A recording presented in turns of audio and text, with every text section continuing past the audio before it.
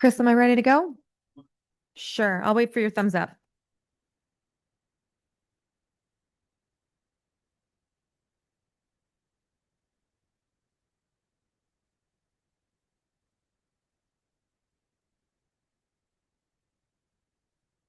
Okay, good evening, everyone, and welcome to the Perinton Town Board meeting for May 13th, 2026.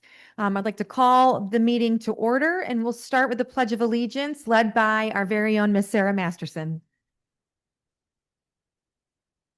And to the republic for which it stands, one nation, under God, indivisible, with liberty and justice for all. Thank you, Sarah. I will start by introducing myself. I'm Jen Townsend, Town Supervisor. I'm joined up here by my fellow board members. All the way down at the end here, we have Councilman Dave Masterson, Councilwoman Emily Mishler, Councilman Michael Foligno, Councilwoman Meredith Stockman Broadbent, our Town Clerk Andrew Gilchrist. And then at the staff table here at the end, we have our student representative Finley Driscoll, Melissa Martin's our executive assistant to the town supervisor, and our director of planning, Mike Dozer, our commissioner of recreation and parks, Jeff Nutting, our volunteer board coordinator, Chris Mueller, director of finance, Brian Dick, commissioner of public works, Jason Kennedy, and our attorney to the town, Kevin Overton. And thank you all for joining us tonight. We are going to, and first, town board meetings are recorded and may be transcribed using AI technology. We'll start off with our meeting minutes. Let's see. Everyone should have received the meeting minutes from the April 22nd, 2026 meeting. If there are no additions or corrections, I will entertain a motion to accept the meeting minutes as submitted. So moved. Polino? Second. Second with Mishler. All in favor? Aye, that item carries. Next up is the town's audit. At this point, has the finance committee had an opportunity to review the audit, and do you have a recommendation? I have reviewed the bills and recommend them for payment. Okay, if there's no further questions or discussion, I will entertain a motion to accept the audit as presented. So moved. Mishler? Second. Second Masterson, all in favor? Aye. Aye, that carries.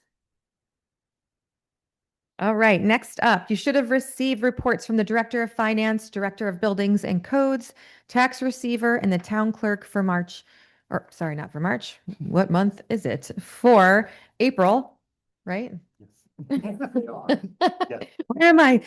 And have reviewed them. If there are no changes, I will accept a motion to approve the reports as they are.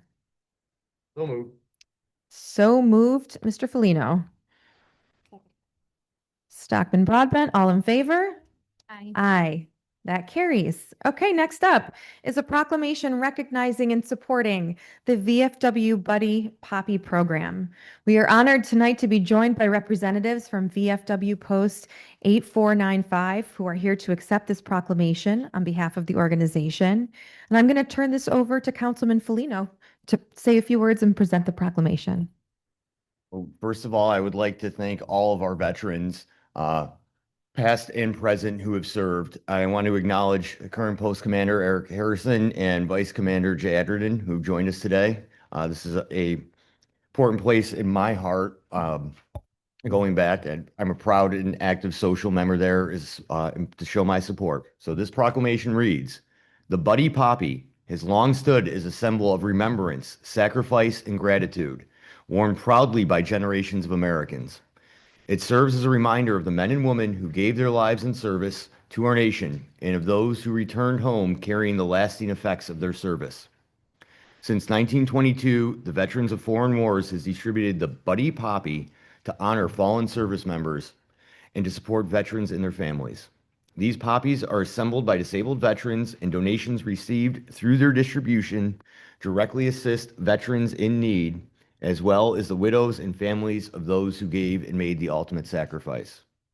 As Memorial Day approaches, the Buddy Poppy offers our community an opportunity to pause in reflection, express sincere gratitude, and reaffirm our responsibility to care for those who have served. By supporting this tradition, we honor not only our nation's history, but also the individuals who continue to carry its legacy forward.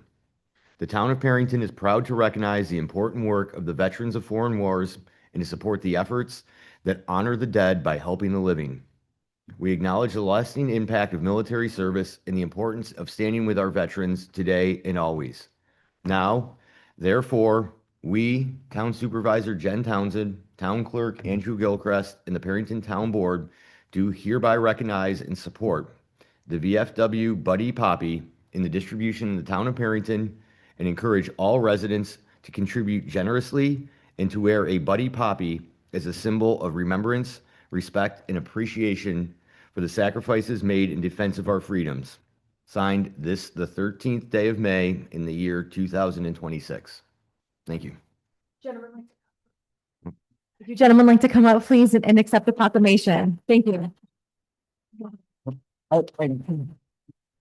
As I told the commanders, and I wanted to share with everyone who is watching online who may watch this, please like and follow the VFW Post 8495 Fairport Facebook page. There will be pop-up buddy sales events throughout the town. Please, if at all possible, attend our Memorial Day parade through the village of Fairport. It starts at 10 a.m. at the Stewart Station on Whitney Road and concludes at Potter Park War Memorial with a very touching service, especially in the 250th year of our republic. Here, you guys hold this.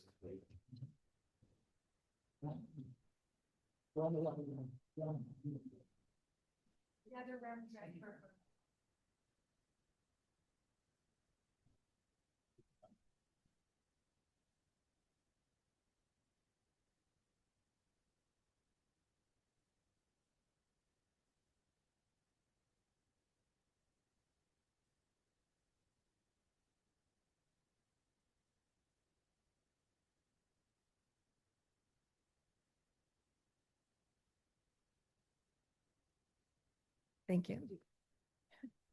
Okay, if there's no further questions or comments, I will entertain a motion to adopt the proclamation recognizing the VFW Buddy Poppy program.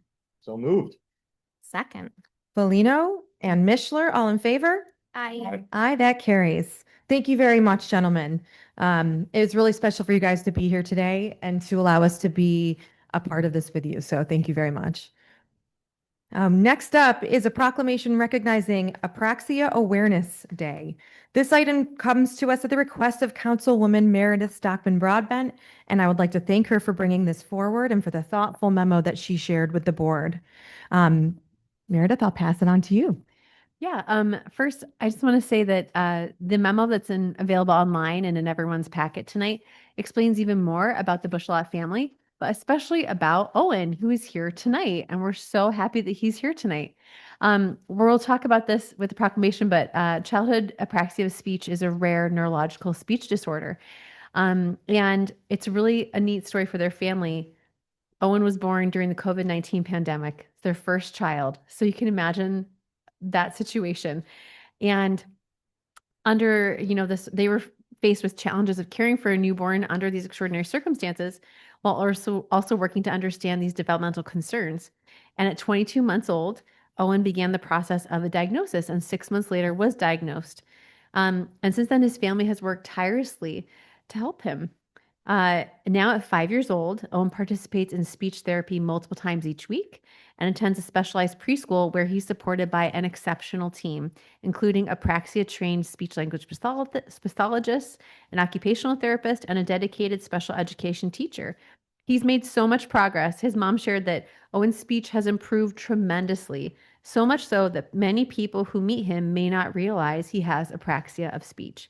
His most recent preschool report noted his speech intelligibility has increased to 94%, and he is now considered to only have a mild speech delay, a reflection of both Owen's hard work and determination and the unwavering support around him. And these milestones are definitely worth celebrating. So this proclamation, I'll read just a bit. For most children, learning to speak comes naturally. However, children with apraxia must work deliberately and persistently to learn how to coordinate the movements necessary for speech. Without early and appropriate intervention, these children are at increased risk for secondary impacts in reading, writing, spelling, and other school-related skills. Raising public awareness about CAS is essential in helping families access timely diagnosis, appropriate treatment, and the supportive services necessary for children to find and use their voices. Increased understanding ensures that children with CAS receive compassionate, informed support from professionals, educators, and their communities. Now, therefore, we, the Town Supervisor Jen Townsend, Town Clerk Andrew Gilchrist, and the Perinton Town Board do hereby proclaim May 14th to be Apraxia Awareness Day. And can we also make it Owen Bushelot Day? Because it's very exciting. Could you guys come on up? We'd like to recognize you.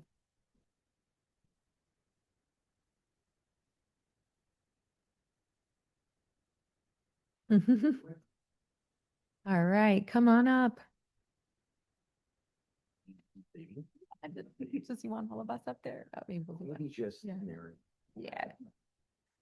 Good job, buddy. Yeah. Is it okay if we all come up? Or is it- Okay. Oh, yeah. Yeah. Love your shirt. Here. Okay. We're doing it. Yeah. We're doing it. Here we go. You know what? Here, I'm tall enough, I'll sit in that. Okay, okay.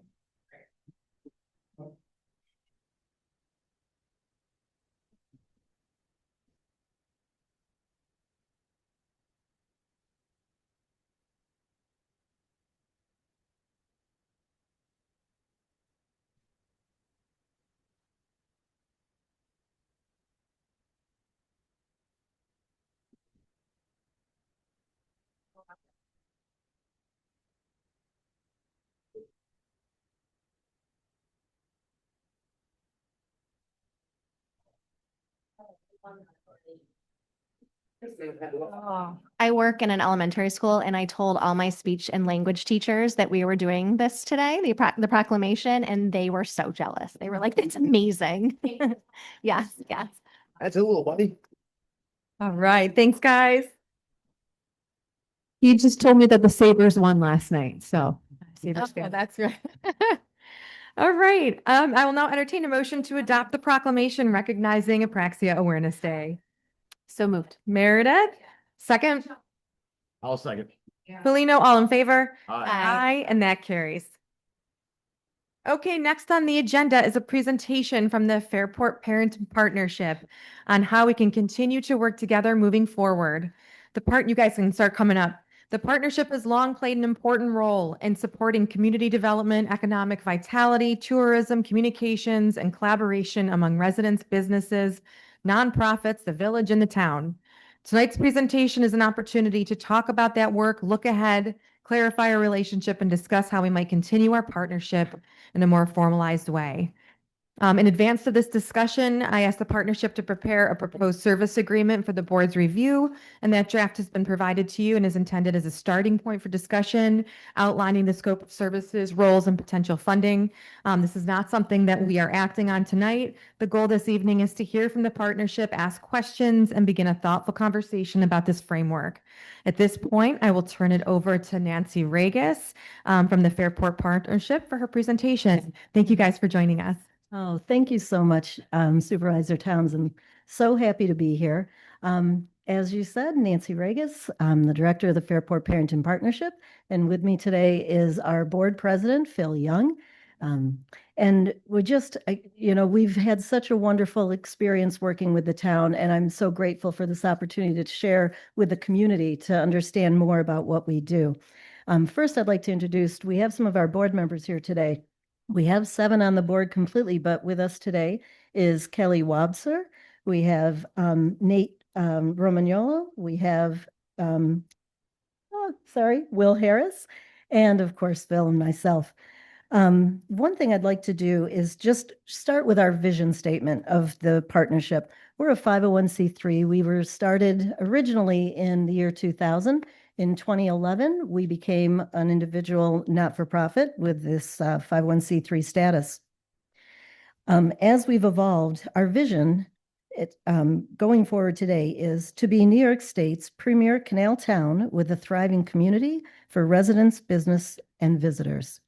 And then our mission statement is to promote Fairport and Perinton via a network of dedicated ambassadors, passionate volunteers, and furthering our deep heritage of community through events, economic development, and support of our small businesses.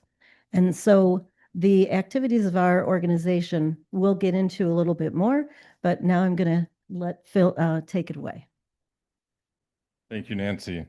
And thank you, the town board and Supervisor Townsend, for inviting us to speak today. We do want to just highlight why the agreement does matter, just to formalize the relationship and the ongoing support the town has provided with the partnership and everything that the partnership has been able to carry on for 25 years. So we thank you for everything that's been in the past and also the opportunity to continue this into the future. So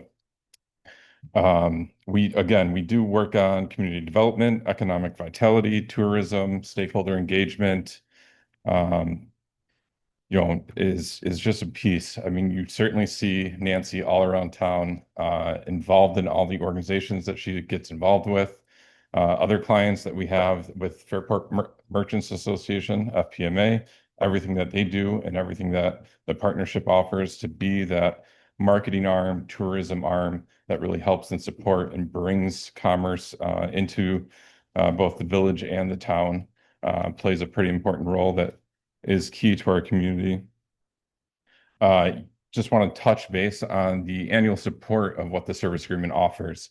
So yes, the partnership certainly does engage in some different events, that does fundraisers and things of that nature. The ongoing support, though, from our clients and what that allows us to really offset the cost of is the infrastructure of running an organization. So the staffing, the office operations, the technology, communications, insurance, volunteer coordination that it takes to really pull together and do all the things that the partnership really helps and brings together the volunteer staff, whether it be at our events, FPMA events, the town events, all the different things that we certainly support and just try to make happen. So the really what we're asking for is that continuing ongoing support financially that just allows us to annually know that our costs are going to be carried through and that the events that we do really allows us to bring to different other beautification projects, be it give back to other organizations. That's what we really hope that our continued effort to run events and bring in additional funding is allowed to do instead of having to use it for operations. So we really need that continued support in order to just keep that going strong. So, and then I will kick it back to Nancy just to highlight and bring in some of the events that we do and other things. Great, thanks, Phil. Committee members, you probably have received the PowerPoint presentation that has more of the nuts and bolts of the organization, and I'm happy to take questions as I'm going through. What I'd like to do is start the PowerPoint that kind of will explain to the broader community just what it is we're involved with and how we've been involved over the years. So when we originated, we started under a Main Street program, which is a national historic preservation format. Excuse me. And so we have 4 different committees that work to invigorate the community. And our design committee members, this is a picture of our board. You can see who's on it. They're all professionals in our community. And what they do is give back their professional services at no cost to any of our businesses that we want to help, but also to our funding partners. So, for instance, if there's a desire, let me give an example. The train viewing platform in the village. This team of people created the design. They walked us through everything from the concept to the final papers. And our committee was able to, secure the funding to create this economic driver that's right there for the trains.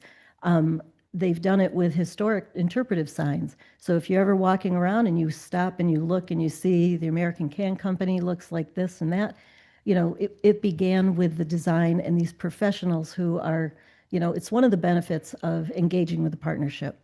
So it's a perk, I guess. So if you want to connect to the next, thank you. So a lot of what the partnership is here to do, so we all know our government takes care of the day-to-day work, right? You guys do all the hard stuff that we don't have to think about, and we're grateful for it. And then we have the small business owners, and they're the ones who create a reason for people to come to your community because they want to shop and engage with these people. And so the partnership kind of fills that gap between the two. We're here to help create a sense of place through tourism, economic development, and events. And here's an example of some of the things we've done for this year. We don't do all of these on the list. Let me just be clear on that, but we will help promote them. There's a number that you'll see that are done by our office, but we partner. The goal is to partner. We just want the whole community to know we're here to help connect them to people they may not be aware of that could maybe be working on the same project, save costs there, and just share expertise that's come after 25 years of doing this in the community. We place ads in these different magazines to get the word out across the state. We want people to find the town. We want people to come here and understand that there's a wonderful quality of life. And if you're just here for a vacation, great, stay a couple days, but maybe you're going to find you want to be here longer. So one of the projects that we do every year is the cleanup for the community. So we'll ask the town, what areas do you want cleaned? And then we have a volunteer database that's got over 200 names on it, and it's growing every day. So what we'll do is take the concept of what's going on. We send them, everybody who's signed up for this, we send them an email, tell them what's going on, and then people sign up. And we keep track of who's doing it, and we just facilitate the opportunity to bring people together and take care of their community. It's great. We've got wonderful DPW, and they do amazing work, but there's always a little extra that, maybe the community should be doing a little something back to, take care of things. So here's some photos of some people who've been, fabulous and helped us out. And, we look forward to we just did it. We just finished it the other day, and Chris Dudley had given us some locations that you guys on your own, you all were on one of the teams. So thank you so much. So here's just an example of an event that we did a couple of years ago. It was so much fun because it was family focused and it brought people together, and it was very, very well received. The reason we didn't move forward with it is we had a lovely Irish bar move into the town, and they said they were going to be doing it, and you can't compete, like Right. somebody who's been doing it for this many years that, but we're still partnering with them too, helping them with what they need. So if you want to, thank you. So a different angle that we also do in the partnership is in terms of an economic development arm, the idea, we have a yarn shop. Many of you have seen Liftbridge Yarn, right on Main Street. Well, the owner of it, she's got, her mind doesn't stop. She's always got ideas. So in terms of a tourism infrastructure and events grant opportunity was the concept of creating the New York Fiber Trail. Everybody's like, fiber, what are we talking about here? But we're talking about the alpaca wools and the sheep's wools and all the processes you can see from these pictures of what it takes to create it. And so New York State is really fortunate. We're poised with some of the best producers of these products. And the objective is to keep things in all New York State made. And so with Jesse's idea and our ability to, connect to state organizations to get this going, we created the New York Fiber Trail. So the first year, there were 25 people across the whole state that were part of it. And by the end of the year, it was up to 75, and then it started at 125. So it's growing, and it's actually going to be adopted by a wool manufacturer out in the Hudson Valley and help us keep it going. So, and here's another example of just some of there's an alpaca. Come on, that's awesome. So it's really fun. So these are some of the people. Senator Rachel May was very supportive, and Cory Mosier. So yeah, so we get to work on all different levels. We partner with the town, we partner with the village, we partner with the businesses and the state. So if you could, thank you. So you heard me mention a little bit already about the train platform. So most of us come through the village or anywhere, we find a train and we kind of sigh and go, okay, how long is this one going to be?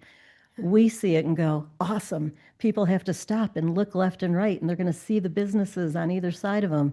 And believe it or not, there's this niche market in this whole country and the world, actually, who love trains. And what makes us so unique is we have 45 to 60 trains per day, 24 hours. And There are live cameras on this platform.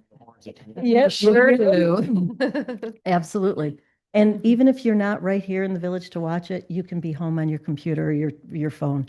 And what we've learned through statistics is we've got people in Germany watching us, Australia. You know, those countries don't have the size that we do, so their trains are pretty small. So when they get to see a train that's got 300 cars and we're all dying, but they're loving it because they don't get to see that sort of thing.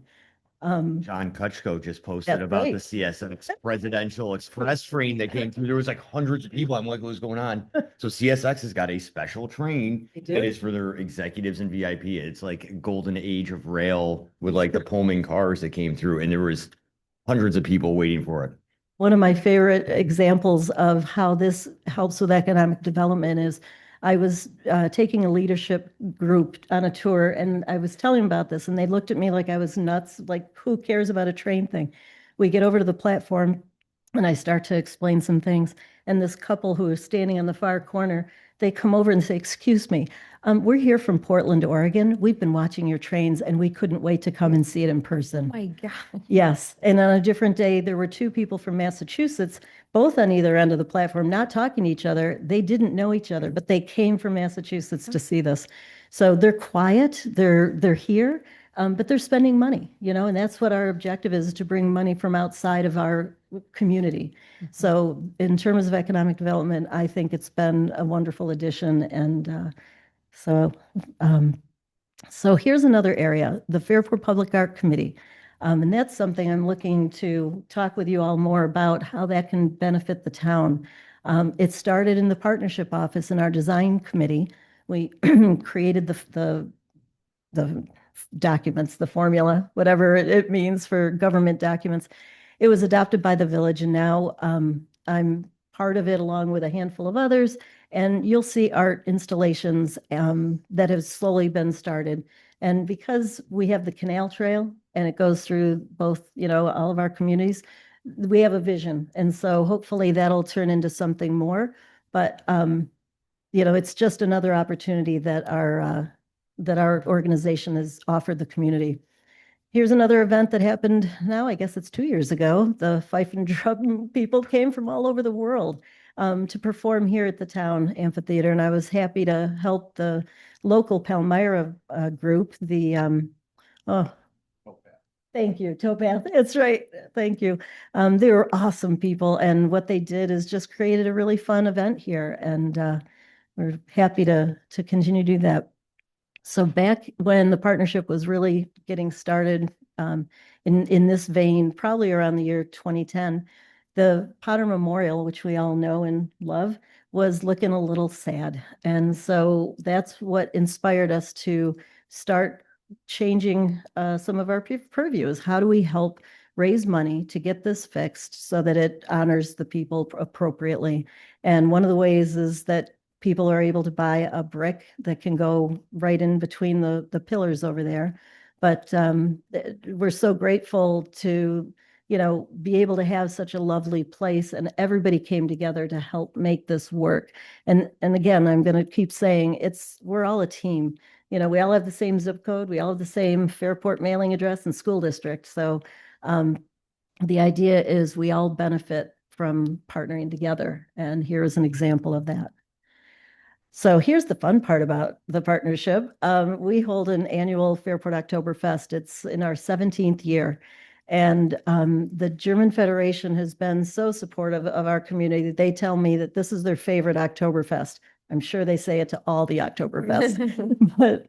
But anyways, I know I have a lot of fun with it. And you know, it's just the idea of bringing, there used to be an Oktoberfest in our community years ago. So it was fun to bring it back. And you know, it just gives people an opportunity to talk to your neighbors. And we offer free admission on Saturdays because that weekend is the Scarecrow Festival that we help support, and the merchants put that on.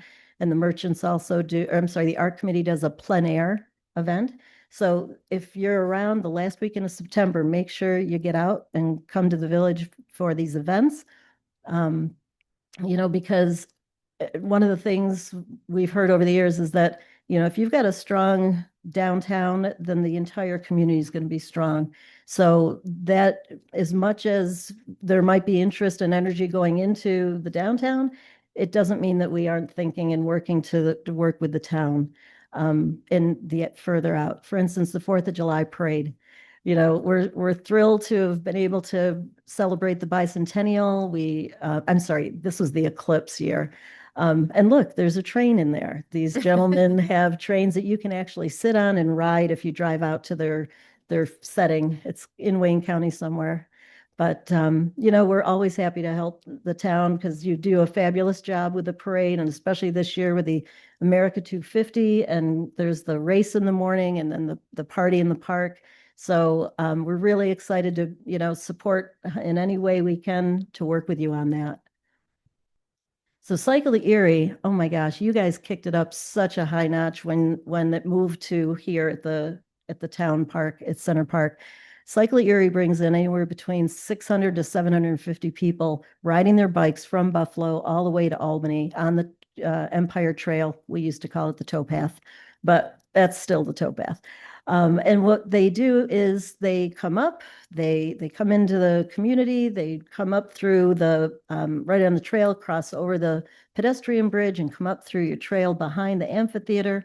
We have food, entertainment, and certainly Chris Dudley's the, you know, quarterback on this, and we're just here to help bring the vendors and massage therapists and people who are going to help these riders make it all the way to Albany.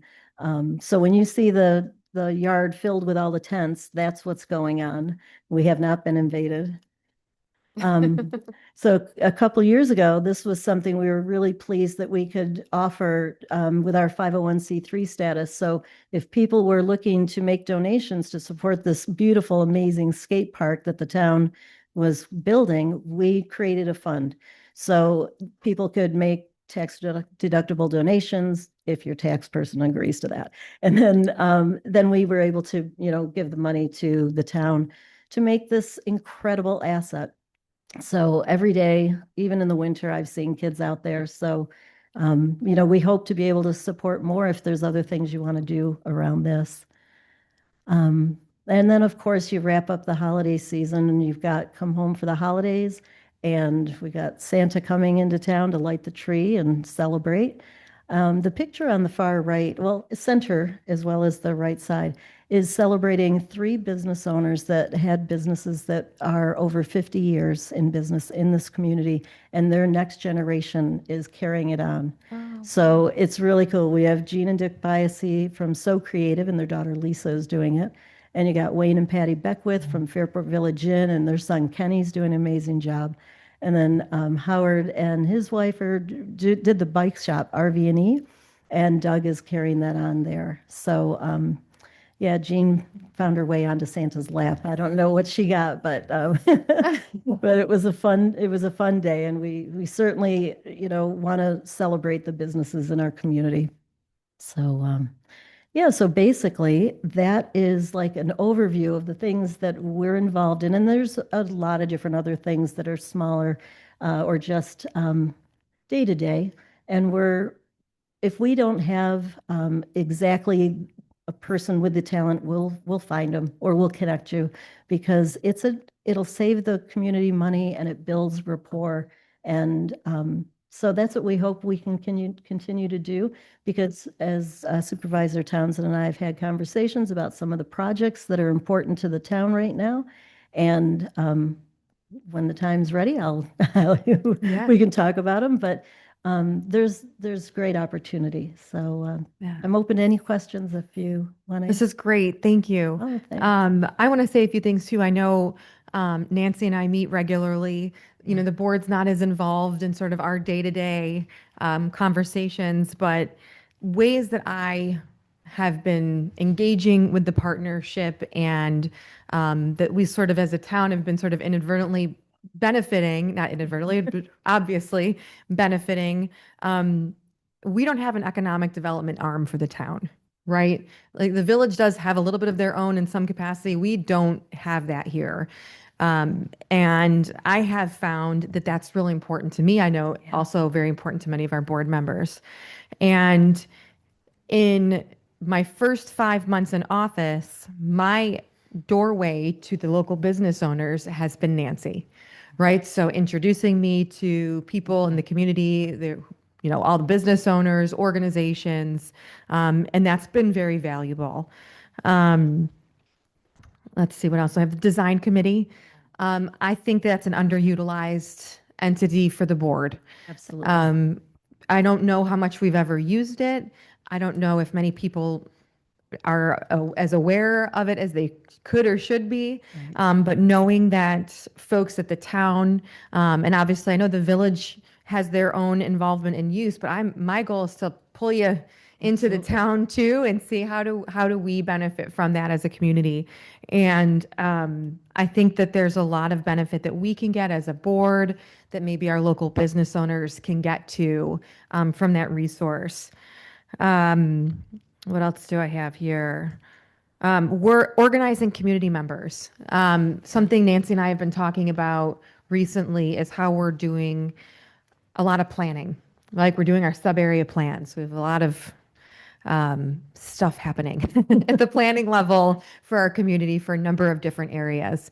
And one of the big things when you have planning is organizing the community, the business owners, the people who live in these areas, and having a resource of folks who can kind of do some of that organizational work is really beneficial. And so that's something that we're exploring now and I think could be really helpful. Understanding regional trends about tourism. I don't know. I don't know them, right? I'm not involved in it. We're all doing our other stuff. Like your fingers on the pulse of what's happening out there. I've learned so much. I mean, the fiber trail. I mean, like, what the heck is that, right? Like, I thought it was like underground, like for internet. When I started about that, and what a large community that is. It's really, really interesting. Yeah. And so understanding what regional trends are for growth, that's important to us as a town. It's important to us for our growth and understanding what businesses are coming in. Our relationship with the Canal Corp, also very important, something you guys are very involved in as well. So there's probably a million things I'm missing, but I just wanted to highlight some of the things that over the past 5 months, I believe have really been a benefit. That's why I thought it was important to have them come speak to the board as a whole. I know in the past that the town has supported the partnership, willingly. This is not new. The town has always been a supporter. But I do think it's beneficial for everyone to have it be very transparent, right? If we are providing money to the partnership for the whole community to understand why and what services that we are receiving from the partnership and that we do believe it's beneficial for the community and why. And so I think that this sort of transparent agreement is a good move forward for all of us. So I appreciate you guys putting it together. I'll open it up if any other board members have questions or comments.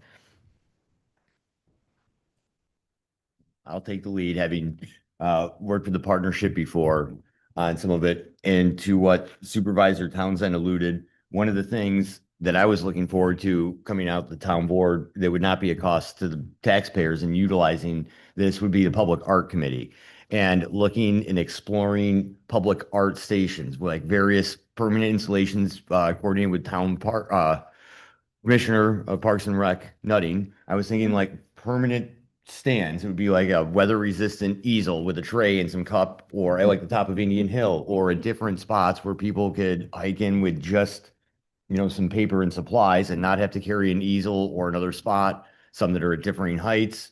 And my engineer brain was like, all right, they'll just be a utilitarian, almost like a permanent DS. And then speaking with one of the art professionals, it's like, oh, the ones in the woods could have a tree base, or ones that overlook the inclusive music themed playground could have music mute base. You put some thought into this. I get excited about it. Committee. Yeah, I would love to be. And exploring, because we all love our village. I would like to see some other aspects than the 12,000th variation of our lift bridge in the box factory. I mean, those are great. I won't say no to more, but it would be cool. We've got such other great spots, or like one in the basin by Canal Walk, where Exactly. spot people can do some public art, or go through with some paper. I think that would be a great one. Having little like pop-up music spots throughout our town would be a great thing, that are not quite at the scope of summer concert, but like a string quartet evening at one of our other parks and get, or like the Howell Road area, some of the other green spaces that we have in this town that maybe folks aren't aware of. You're talking about just bringing it all together. Correct. There's a variety of ways to bring art, whether it's through music or, painting, et cetera. And so that's great. And I think it's same with that. Also, one of the ways that I think, feel as a board, a lot of our topics, community members feel like they didn't have a chance to get community engagement for their input on some of our surveys or comprehensive plans. I think by having the partnership as another facet that works with us, they're able to collect and survey the public at different events that they host or their partners host.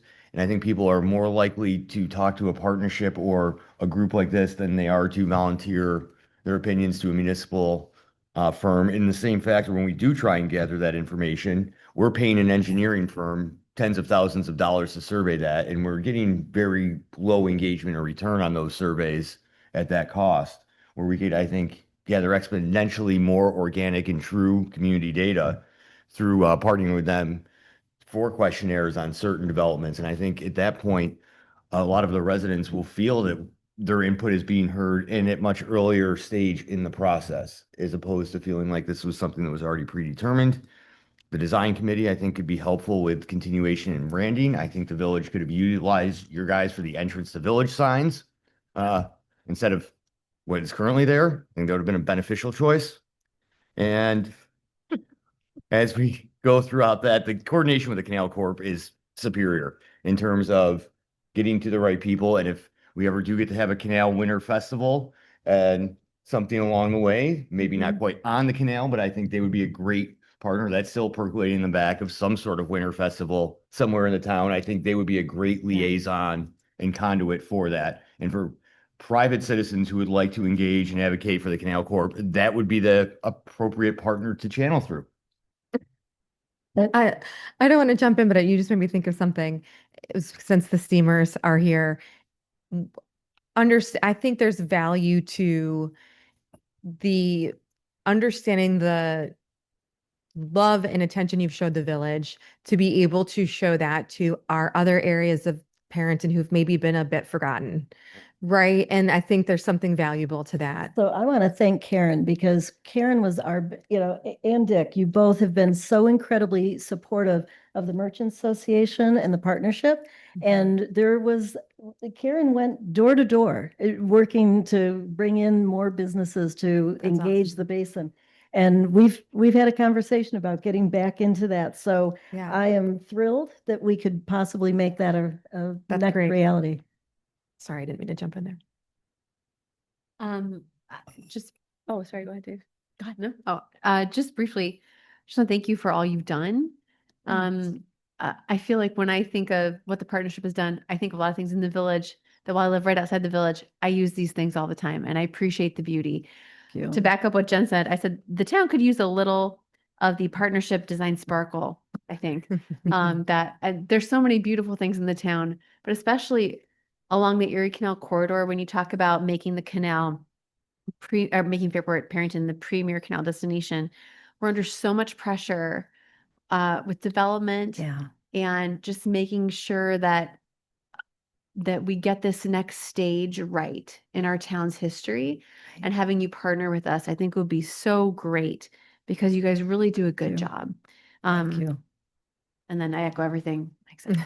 I appreciate that. I just have so much respect for Nancy and this organization. I mean, it's really, Thank you. it's really hard to summarize how strongly I feel about this. Maybe I should just leave it at that. But I mean, the list of things that is in that PowerPoint is incredible. It's just absolutely incredible. It is, I really feel that our community, it's the partnership that makes our community different than other communities. And I will speak for myself, but I think I'm speaking for everyone on the board, that we welcome this partnership between the town and this organization immensely. Hands down, 100%. So Thanks. thank you for coming. Oh my God. And we just appreciate everything you're doing. Oh my gosh. Thank you so much. We really appreciate it and excited to continue to do more. And let's go Winterfest. Let's go. Winterfest. I second that. I knew it. I've got it. So I've recently met you and I hear all good things. You do your jobs very well and your staff and your committee. Continue going forward. I have a couple simple questions Yeah. because I'm new to the board here. So the partnership, Hmm. has it always been together 25 years ago? Was it started as Fairport Perinton? It was never, So it started as the Fairport Village Partnership with the idea from the village mayor, Clark King. okay. He saw that the village of Fairport was struggling, and this was in the 90s. And at the year 1999 or so, the Erie Canal National Heritage Corridor began focusing on using the canal as a tourist destination and building the communities along that way. So we looked at that and he came up with the idea of getting some grant money for the facades of the businesses to kickstart getting people coming back. So at the time, the membership was the village, Village Merchant Association, FMC, and OSED. And so we operated that way until the grant money was all distributed. And then that was about 2005 or six. And that's when I first joined the partnership as an assistant there. And over the next 7 years, it evolved. And it was probably around 2011 when we became the 501c3 and an independent, just serving anybody in the community in this way. Then it was about 2016, might have been 15, but I think it was 16 is when the town joined in as a partner and it was always contracts. It's not like we've gone to any government official and said, would you just give us some money? I mean, we understand it's a service contract. So we want to make sure we're providing you the value for what your investment in us is. Yeah. Yeah. So that was another question I had to ask. What is your primary source of funding? I mean, you talked about grants, the Right. town of Perinton. What are some of your Absolutely. other sources, Nancy? Yeah, the Merchant Association. Okay. And the FMC, which is Fairport Municipal Electric, and grant money, and then Oktoberfest. Okay. So and then now that the Fairport Foundation, which is a sister organization to us, has started, they've got a new campaign, and boy, I'd love to come back and talk about the foundation on another day. But there is a revenue stream that's coming in through that too. Great. Yeah. Yeah, you're welcome. Well, thank you very much for all this time. Thank and you for your coming kind in. words. That was really helpful. Yeah. My last remark is Yeah. just going to be, you can tell how passionate she is just in everything that she just shared. Yeah, And it's that passion is what you're truly getting out of the service agreement. absolutely. Thank Yeah. you. Thanks a lot, Phil. Thank you, Nancy.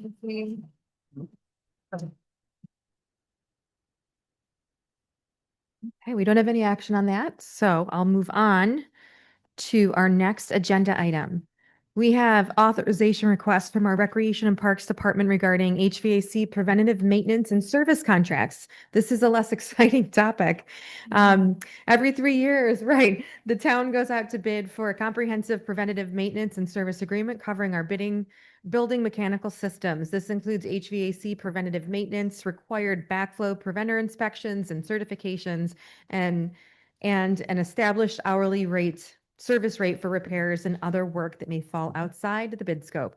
Our current agreement is expiring, so staff is recommending we initiate a new bidding process to ensure we continue to meet procurement requirements and obtain the best pricing for the town. The new agreement would cover preventative maintenance at Town Hall, the Perinton Community Center, and parks facilities with service rates applicable to all town facilities.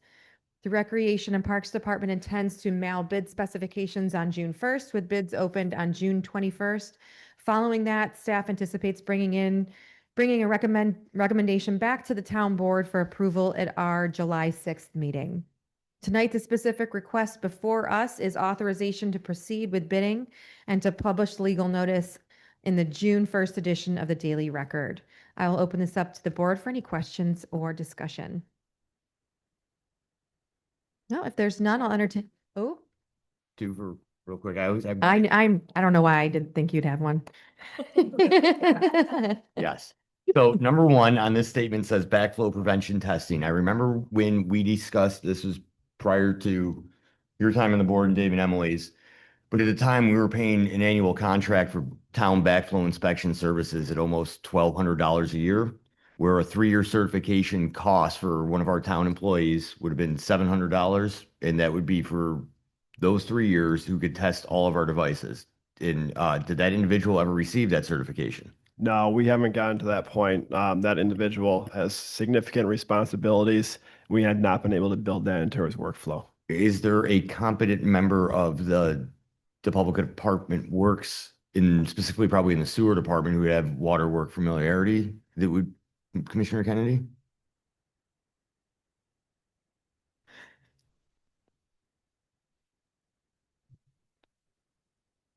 Through the supervisor, all of our employees are competent. Oh, Number sorry. one. Number two, that have waterworks, capabilities, not necessarily specific waterworks or mechanical works, but, I am familiar from my distant past with that certification process, and it's something we could certainly consider. I would like to see if we could exclude that from contract bidding and explore that. And competency for sure is I feel like I'm a competent at this board job, but I would not be a competent heavy equipment operator. So, skill specific tasks. But I think especially for the size of the devices that our town facility has, they're not anything industrial, municipal, and probably 4 to 8 inches would probably be our largest. And look, if we could recoup some of that savings, the cost of that contract just for the backflow inspection would be close to $5,000, I think, over the course of 3 years, and we could have an employee doing, most of them should be able to get done in 1 or 2 working days. And then there's one more topic of notice. There is a possibility that the HVAC service division of my employer may bid on this. I am the plumbing service supervisor. I am not involved in the HVAC department. I'm a direct hourly compensated employee with no bonus or commission stake in my company. But for fair public disclosure, if my company does choose to bid, I will recuse myself from all discussions, deliberations, and internal staff discussions on this topic. Great. Thanks, Mike. That's a good point that I think I saw Jason writing notes, which is good. Okay. I will entertain a motion to, Question, Jen. oh, I'm sorry, Dave. Who's the current PM vendor for this? LMC, OMC, and how long have they been on board? they hold the current 3-year contract, and I believe that was a renewal of a previous contract. Thank you. Okay. Now I will entertain a motion to authorize, for authorization to proceed with the bidding. Move. Lino? Second. Stockman Broadbent, all in favor? Aye. Aye, and that carries. Okay, next on the agenda is the Perinton Park Courts Maintenance and Improvement Project. Perinton Park is one of our most heavily used parks, and the existing tennis, pickleball, and basketball courts are due for significant maintenance. Wait, do we have pickleball there now? Yeah. I don't know. Are due for maintenance to address safety issues and long-term durability. At this point, I'm going to ask our Commissioner of Recreation and Parks, Jeff Nutting, to briefly walk us through the planning process for this project and how his department gathered and evaluated community feedback. Thank you, Yes, Ms. Jeff. Supervisor. So yes, at Perinton Park, we currently have 6 dedicated tennis courts and 2 basketball courts. The courts are really in need for maintenance and repair. We do a 7-year cycle on our courts as far as how we maintain them. So a court is built. This is a perfect world. 7 years in, we do some crack repair and a resurface. After another 7 years, we'll do another crack repair. After another 7 years, now we're at 21 years, we really start evaluating the asphalt condition in its total. Sometimes we can get away with another crack repair, but often we have to do some selective mill, new asphalt coat, and then resurfacing. So unfortunately, Perinton Park is at that point where we do need to do some selective mill, repave the entire surface, put on the resurfacer, which also means replacing some fencing because they have to remove fencing to get in. So this is the higher end of our court maintenance type of improvements here. So Perinton Park was identified several years ago as a location that needed this type of improvement. It was in the capital improvement plan for 2024. We ended up deferring it that year because there was a lot of skate park work going on and we just couldn't maintain that much construction at that site. Then it was on for 2025. We ended up deferring it again because we realized Potter Park actually was in worse condition. So we prioritized those courts. And now we're in 2026, and I think we're running out of deferment. It is time to do something there.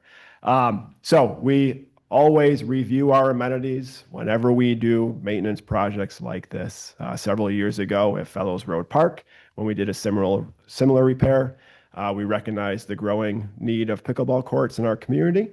So there were four tennis courts at Fellows Road. It was determined to replace 2 of those with 6 pickleball courts. So at Fellows Road Park, there are now 6 pickleball courts and 2 tennis courts. They have been very well utilized, very popular amenity, sun up to sundown. There are people there. Cold weather, warm weather, it doesn't matter. People are there playing pickleball, and we've received excellent feedback on that. So we have been monitoring usage of tennis throughout all of our parks, including Perinton Park. Although there are times that they are quite busy, there are many times where there's only 1 or 2 courts in use. So we felt, based on some national trends, local trends, pickleball is growing at an exponential rate, that we should consider replacing some of those tennis courts with pickleball courts. So with that, we open it up to public input. We posted something on social media a few weeks back, sharing this as a potential option. And it was shared in the Perinton Quarterly and some other strategies that we utilize to get public feedback. And really, we're blown away by the amount of individuals that provided input to us. Of roughly 70 emails or phone responses, about 76% indicated desire to have pickleball and tennis. And we saw a similar breakdown of about 90 comments that we received on social media. A little over 70% indicated a desire for pickleball and tennis. So with that, based on the trends that we're seeing and the public input, we are making the recommendation that we proceed with the maintenance as described, and transition 2 of those tennis courts to 6 pickleball courts. So when all is said and done, we would have 6 pickleball courts, 4 tennis courts, and a basketball court. Again, this would be select mill of the asphalt, repaving, new resurfacer, all new poles, nets, basketball hoops. And that would be the project as a whole. So Supervisor Townsend, I don't know if you want to go through the particulars of the board request or if that's something you'd like me to do, but I'd be happy to answer questions about the process at this point. Has there been a decision made on which tennis courts would be converted to the pickleball courts? That's a great question. So we would be converting the 2 tennis courts that are closest to Fairport Road to pickleball. Reasons for that is pickleball is a little noisy, so we figured it would be better to be closer to the road. And the poles will be removable? Yes, they will. Okay. Thinking ahead. I know where you're going with that one. I know where you're going. So right there, to kind of dovetail, that's why I actually didn't stop the partnership comment. For the public comment, in our town of, say, 45,000 people, 160 responses for municipal survey and outreach and opinion is great. And I think right there, that number could be easily doubled or more with engagement by the partnership. So we get a more cross section if their partnership member partners are able to conduct some of the surveying at their locations while people are there for certain projects for the town, and dovetail with some of those other aspects. Let town staff focus on their area of expertise and some of these more like ancillary details and information gathering to just be presented to them, and let them keep focusing on the behind the scenes. And it's fantastic. So thank you very much. And that's a great point. And it's interesting. The way we looked for feedback for this project was very open-ended. Simple. This is what we're thinking. What do you folks think? We have used a strategy of having forms online, emailed, and the rate of return is far less for that than this open-ended comment. So it was a learning experience for us, and certainly something we will utilize moving forward. Oh, I love that. I think because then people, again, get to give input, but I'm just talking in terms of the collection net instead of just through town Facebook or town hall. Now we've got many collection nodes throughout the community, if we, through that partnership, to get a better and more true cross representation sampling for all sorts of our, decision makings that all of us on the board do. And my only ask on this is, can we make sure we get the most forgiving rims for the new waiting for that, not the double thick, have to have a pure jump shot or else it's bouncing out. Yes. Oh yeah, that's it. Wait, I'm getting older. My jump shot's not as good. Do you want to walk through the details on? Yes. on procurement quick? Yep. So, overall, the total contract price for this type of work is $412,291. We have used a company called Super Seal Coating many times over the past 20, 30 plus years. Knowing that this was going to be a larger project, we investigated several other firms. Ultimately, we felt that the process that Super Seal was going to do is what we needed. In fact, one of their competitors just flat out recommended we should just go with Super Seal because they are the experts and they know what they're doing. So that was a nice kind of boost of confidence. So this would be procured using the Equalis Group Cooperative Purchasing Agreement. It's a publicly competitive process in which the town can piggyback on that public contract. And this is the way we procured the services through Super Seal in the past, including the Fellows Road Park project. This project is included in the 2026 capital improvement plan for an anticipated cost of $450,000. With any large project, we always recommend considering a contingency. In this case, we would recommend a 10% contingency, which would bring the total project cost up to an amount not to exceed $455,000. So it was just $5,000 off the projection.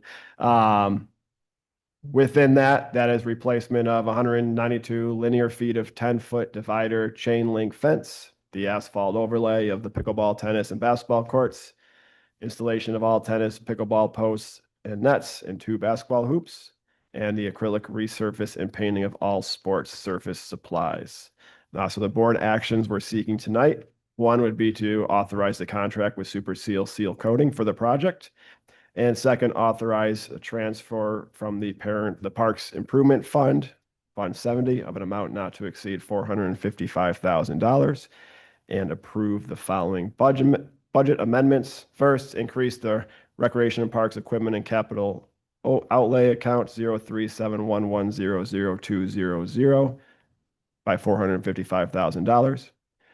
Increase intra-fund transfers 03503100001 by that same amount. Increase the transfer to other funds 7099010901 by that same amount, and that would be subject to a 30-day permissive referendum. Thank you very much for your consideration. And I will still answer any questions. Two quick ones, Jeff. Are there lights around the courts right now? Yes, there are. Okay. Yep. Second one, we just had the workshop and the Bushnell Basin parking came up. Is there enough parking if these are switched to pickleball? I know it's not a lot of additional people, but with the skate park? It's a great question. I would say yes. Okay. During peak times, we might run low, but we did increase the size of the parking lot when we put in the skate park. So I would say that we should have enough. Okay. Unless there's a special event or something major going on, which then there's other considerations. Good question. I just wanted to add too that I really liked the social media outreach in part because it was great for residents to be able to see what other residents had to say. I feel like sometimes we might take in this information. We don't really publish. Here's what everybody said about our questionnaire. For better or for worse, the comment section is open for everyone. Yep. So you can say, oh, I didn't know so many people were interested in pickleball or people felt so strongly about tennis. Yep. So I think that was a really great model. Thank you. And we will be posting on social media tomorrow, assuming this is approved, because we feel people should see the results of their comments. And there's an email drafted to the 70 or so folks that emailed us, so they can see what we decided and why. Kudos to Heather and everyone who helped put that together. Yeah, agreed. We're lucky to have her. And Scott. Any thoughts?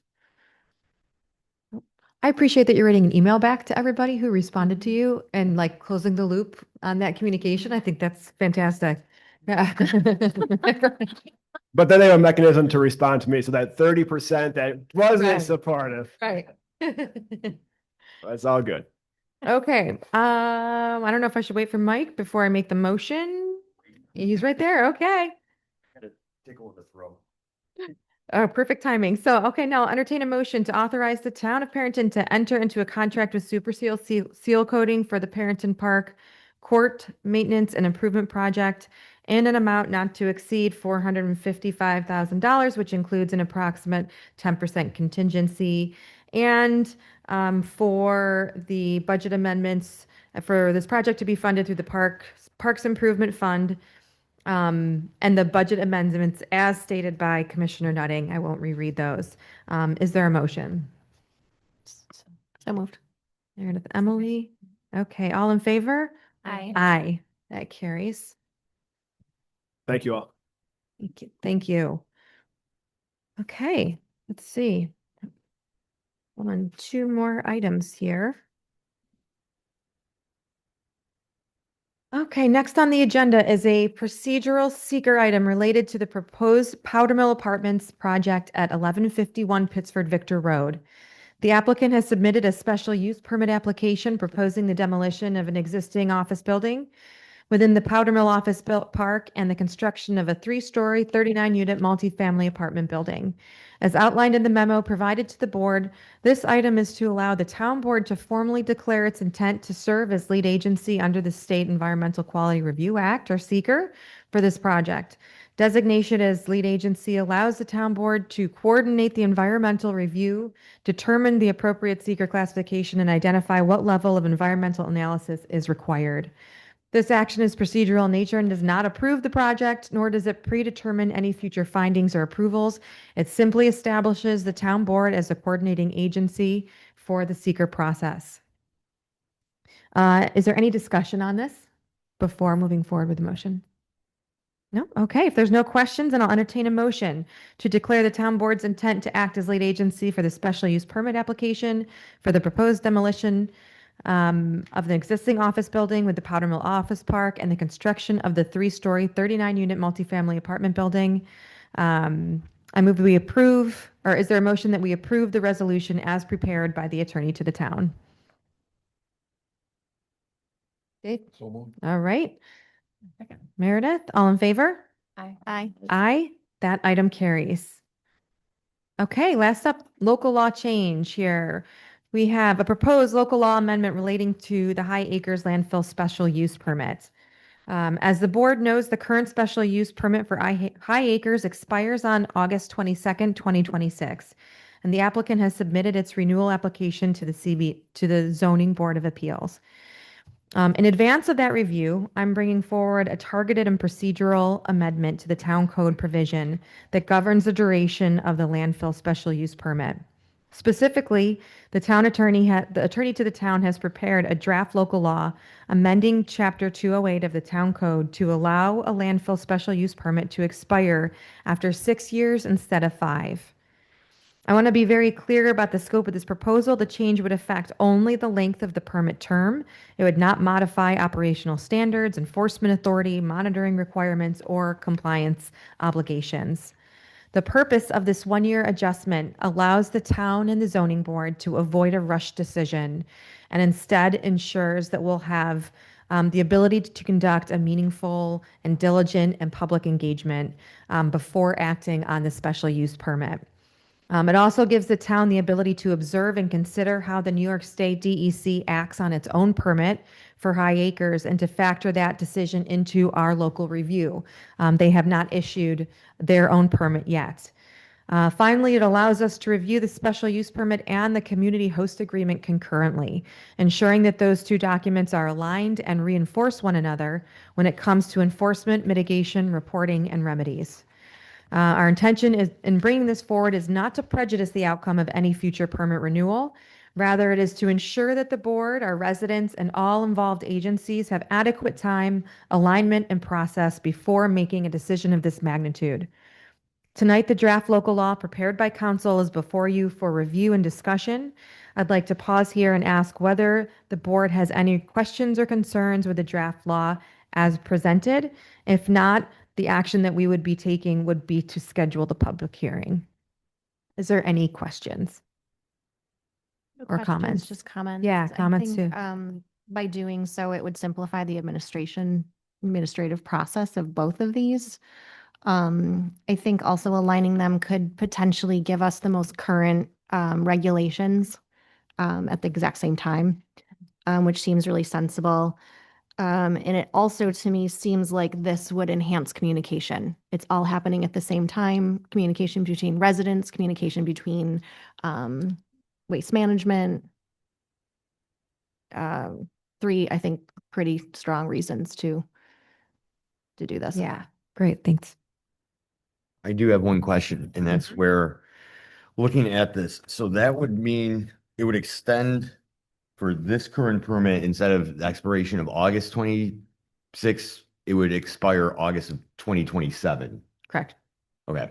I want to make sure that that wasn't by agreeing to this, that we weren't extending 6 years beyond No, 26. 1 Okay. year. This, make sure, I think that was be clarification on the language. Right. Just so that it's out there and easily understandable that by us passing or agreeing that Yep, and that should be stated clearly in the it resolution. is. I think a lot of the two, it's tough though, when a lot of people are trying to digest legal and local laws and Yes, legal language. And then we would go Yeah.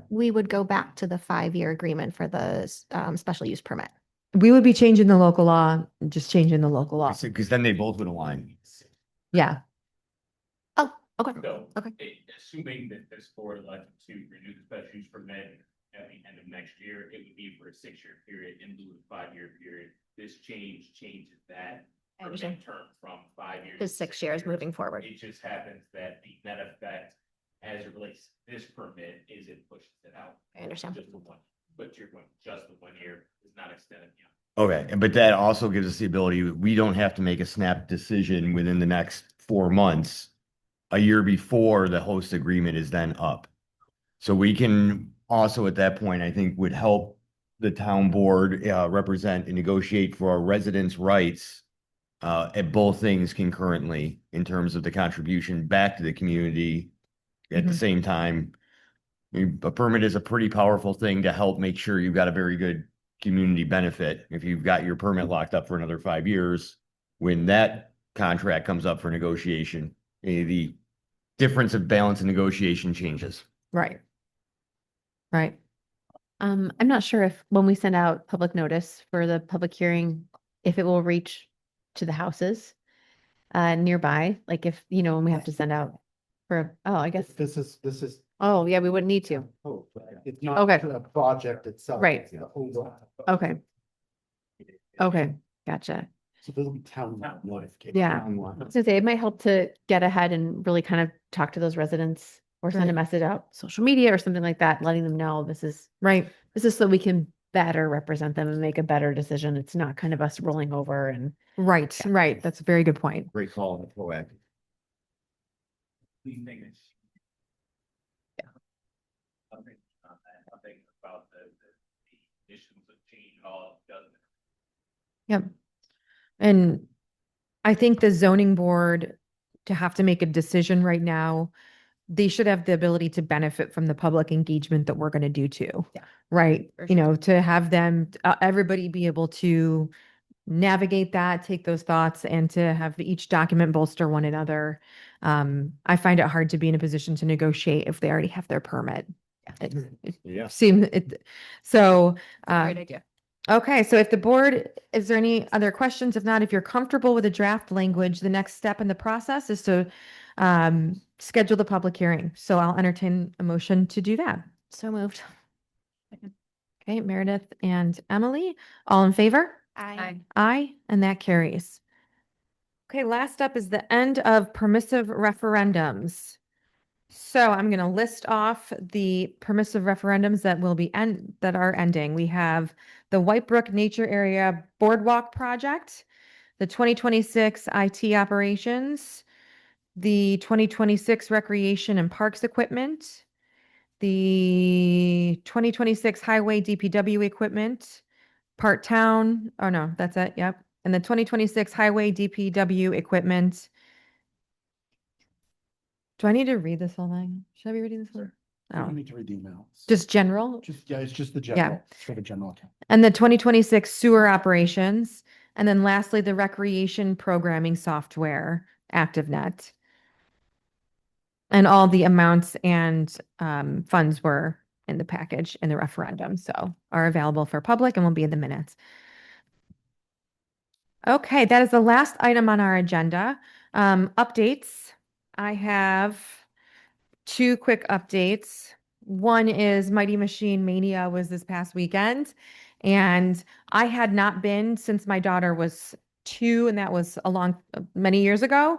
And oh my gosh, there was so many people there. I mean, there were cars up and down Fellows Road. It was so cool to see so many people. We were lucky we got a great day. So thank you to Parks and Rec staff and DPW for putting that together. I had family from Pittsford and Brighton all going, saying there's nothing like that in the general greater community.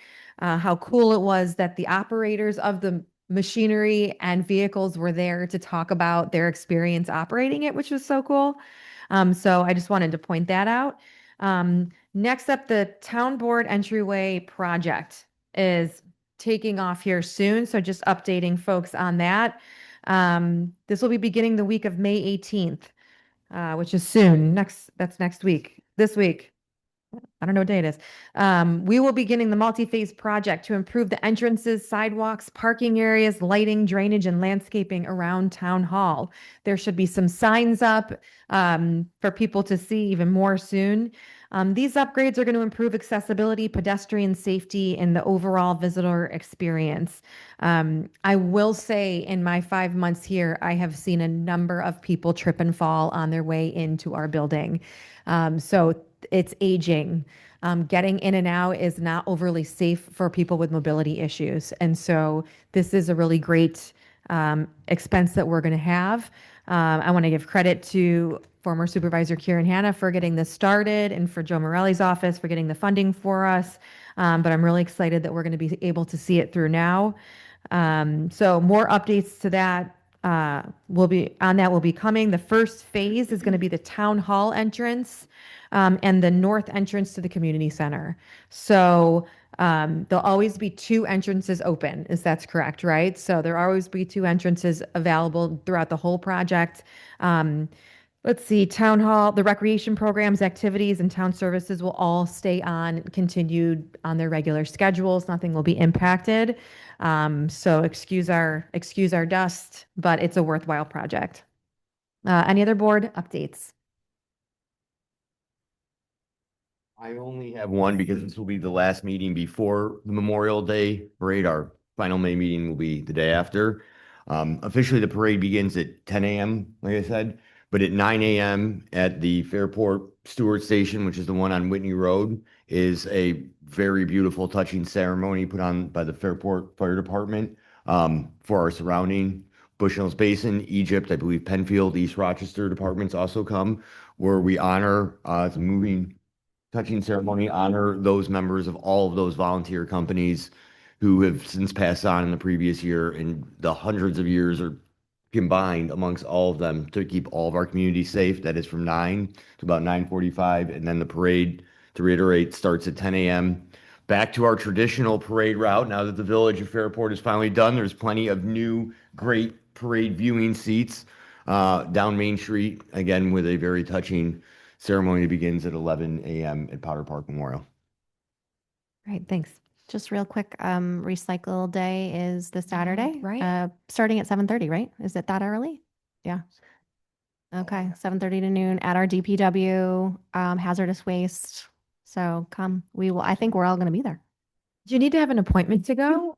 All right, Oh, yeah. sorry. Hopefully you have an appointment. Oh, But it's don't really forget you wild. have an appointment. Yeah. I was gonna say the same reminder. Yeah, that's great. Anything else? Okay, now we'll open it up for public comment. I know we're going to have at least one. If you are here, I'll call on you to come up. If you're online, please hit the raise your hand button, and Chris will call on you when it is time to comment. Brian, would you like to come up? Just real quick, I found out that Brian Watkins also is a part of GROC. He's a mountain biker. He's a mountain biker. So we also had a fantastic presentation about shared use trails this week. Was it this week or last week already? Last Thursday. Oh my gosh. Okay. Last Thursday. I've lost track of which day it is too. So you're just everywhere. Now we really got to get those trails done. The pressure's on. Not today. Today's about sewers. Approximately a month ago, we spoke, or longer, we spoke about a schedule, stepping through the process to get us to a public hearing. Shortly after that, Jason Kennedy sent me an email outlining the process to get to a late June public hearing. And two of the things I picked up on, I thought would be really interesting that would help me and the residents Great. was the first one would be the map, the plan, the report of the sewer extension project. So recently, Jason said you said it would be ready, end of April, early May. So I'm hoping to acquire those documents or whatever it may be as soon as possible so I can engage contractors to help me and my residents understand what it's going to take to dig, 80-foot trenches in our yards, 3 foot deep. Because I did go online, I did find all the contractors needed, the permits.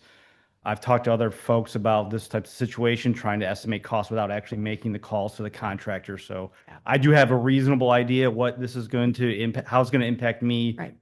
And the folks, and I'm still talking to folks in the neighborhood, walking around, so on and so forth.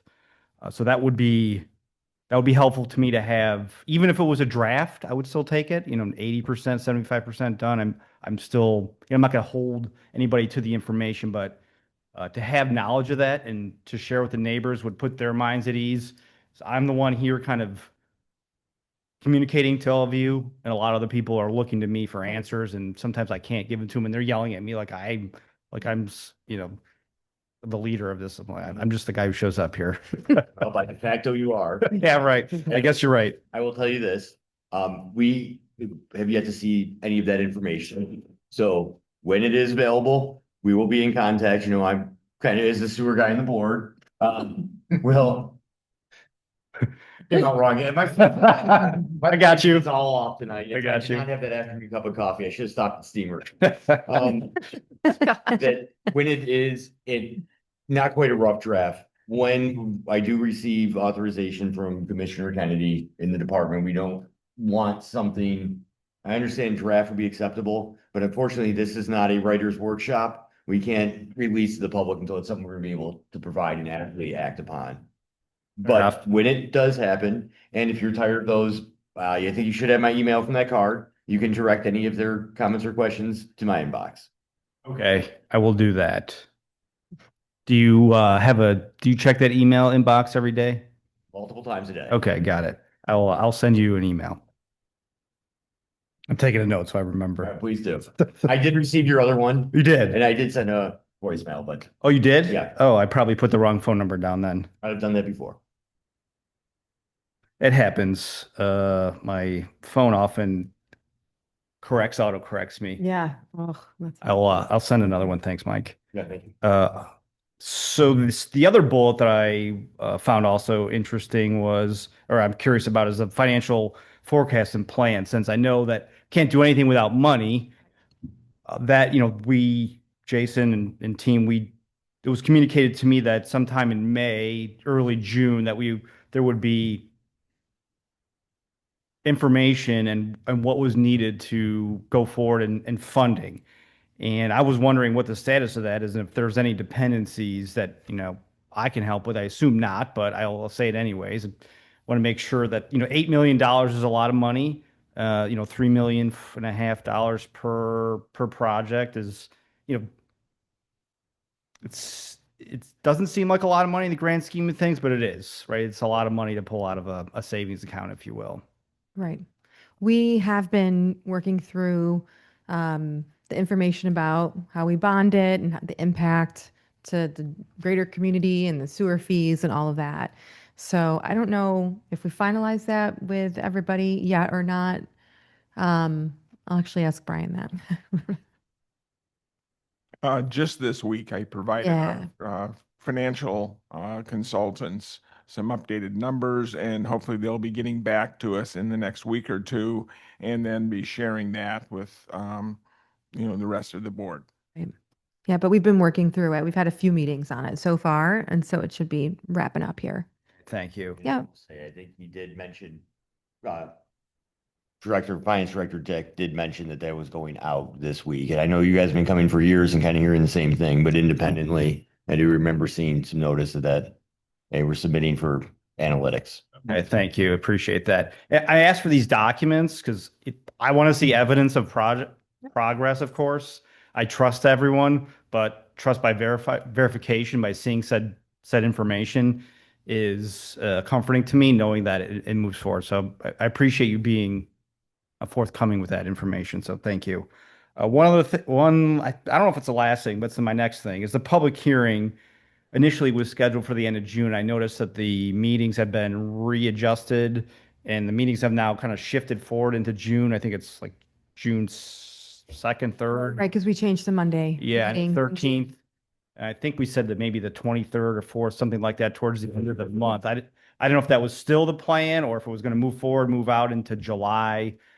Just more of a communication because a lot of people are asking me. I've said Yeah. to at least 5, 6, 7 people. Let me look at the schedule and to see if it still fits in our last June meeting or goes into early July. But either way, that's a good point because they have shifted. So we'll give you a date where we can get it. I wasn't sure if it was going to be a separate meeting like the shared use trail meeting that Jeff held on Thursday or if it was an open forum type. No, it'll be one meeting where we, we put notice on for public hearing and then next 30 days later or whatever, we'll have the public thank hearing you. here at our town board meeting. All right. I think that's all I had. I'm going through all the questions and everything for the past couple of months. I know there's been a lot going on, so I appreciate it. I've also reiterated people in the neighborhood, we're getting new streets. That's important. The street Right. it's rough. That's another big part of It's it. another big part, right? That's an Yeah. important piece. And you don't have to hook up if you don't want to. Yeah. I've had people say, I don't want this. I don't want to hook up. Can't afford it. I said, well, you don't have to. Right. It's not a big deal. Thank you. I'll shoot you an email here in the next couple of days. Thanks. If Thank there's anything else from me, appreciate it. Have a good night. See you soon. You too. Thanks, Brian. Any other comments from anybody here? No? Is there anyone online, Chris? No one's ready to hand, Ms. Supervisor. Okay. Moving on, then there are no matters of urgency. So can I have a motion to adjourn? Oh, yeah, please. One, I just realized, I wasn't here for the last meeting. I'm not sure if I seconded the minutes or not. I don't know. Could have at least abstained. Yeah, Good catch. I wouldn't even have thought that. yeah, my apologies. You didn't second. Okay. Okay, do I need to abstain or I'm good? Yeah. Note her. There, she can't vote.